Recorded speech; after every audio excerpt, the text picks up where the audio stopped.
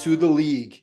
February 5th, 2026. You're joined here, David Magid, and my co-host, the Solar Maverick, also known as Benoy Tanjan. You give us 5 minutes, we'll give you all the absolute best information in the clean tech sector. First topic that I'm going to speak about today is something very exciting occurring in the PJM market. All of us are very aware of the capacity market pricing hitting the ceilings and capacity market pricings going through the roof. There has been talk through FERC orders of an emergency auction that is set to take place in September. This emergency auction is very unique because the emergency auction is going to be putting out 15-year contracts for capacity. These capacity contracts typically only have a 1-year duration, which makes it extremely challenging to finance any generation project in the PJM market.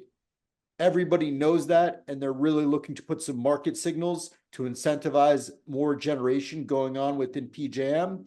This is why this auction is taking place. At the moment, the auction is scheduled and expected to start in September of this year. In order to participate in this auction, which is an amazing auction, almost a once-in-a-lifetime auction that's being placed by PJM, projects have to reach a certain maturity level, which you can learn more about by checking out the links, under this league's episode of exactly what that participation is. Another key attribute that I thought was very interesting is typically the capacity rating based on your technology changes each year. As an example, battery energy storage is somewhere around the neighborhood of maybe 40-50% of a capacity factor. That means that if you have a 100 megawatt battery energy storage facility, you're only getting capacity rights, for nearly half of that.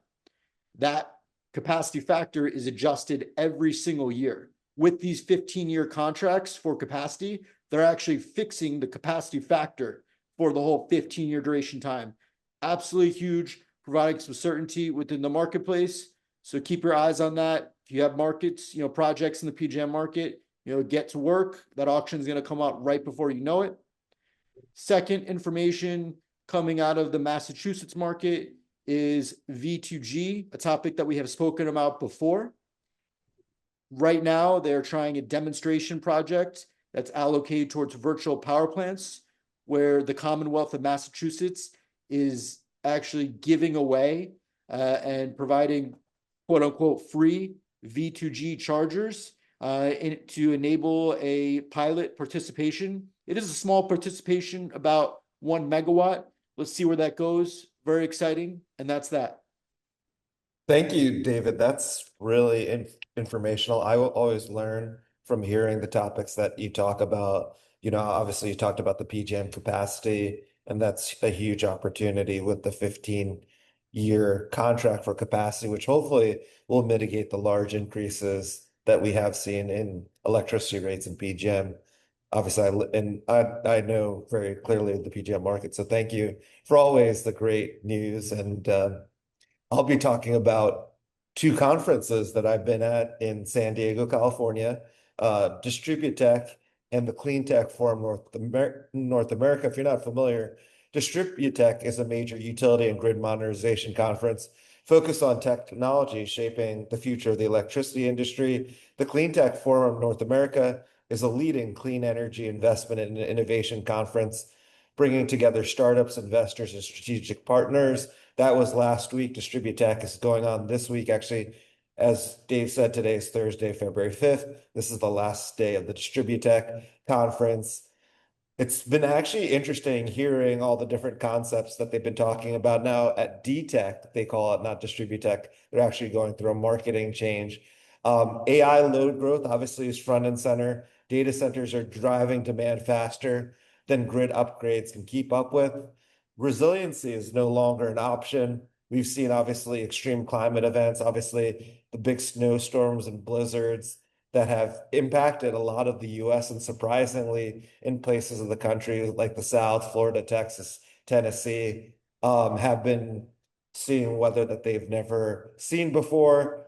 And then what we're seeing too, that microgrids are getting more and more popular. I know David loves to talk about microgrids, but it's really helping for critical infrastructure, campuses, hospitals, military data centers.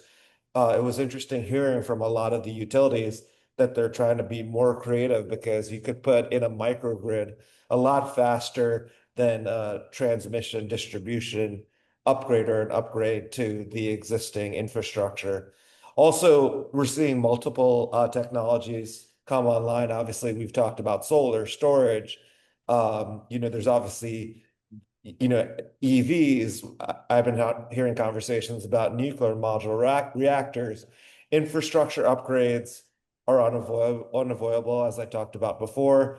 It's interesting. Utilities are getting very creative and looking at unique solutions, and it's amazing to see talking to the different utilities, like what sort of creativity is happening. There's also a lot of great startups and smaller companies that are trying to help it through AI, software, and technology. And then just going to the next conference, which was totally different and a great perspective of what's happening at the Cleantech Forum North America. I actually spoke and met with a lot of VCs that are focused on investing in early stage clean tech investments. It's definitely a difficult time. They said they have hesitations regarding new investments.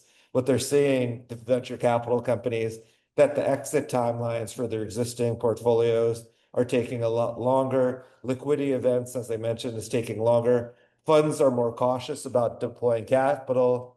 What they're seeing is cash is a real issue for their existing startups. Many startups are running low on cash, especially the more capital intensive the sector where they need the cash. They're obviously everyone's seeing creativity, but conditions are tough. Founders are rethinking their models. They're trying to avoid expensive pilots. We're seeing a lot in AI, compute, grid.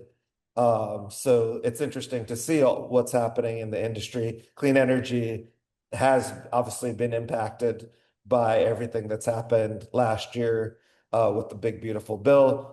Easy money phase is over. That's what I was hearing from a lot of venture capitalists. 2026 looks, it's about capital efficiency, making real world performance, obviously generating revenue.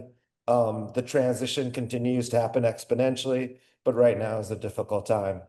Thanks for your time. You just enjoyed the 5 minutes of the best information out there. Please give us 5 stars and become a subscriber. Thank you for listening.